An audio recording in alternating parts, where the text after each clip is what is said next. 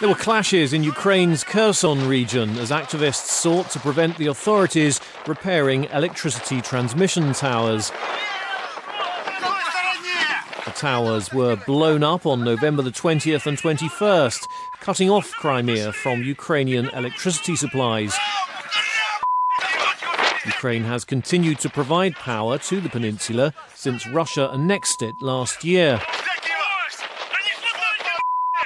After negotiations, the activists, mostly Crimean Tatars and Ukrainian nationalists from the right sector movement, continue to blockade the towers and prevent repairs being made.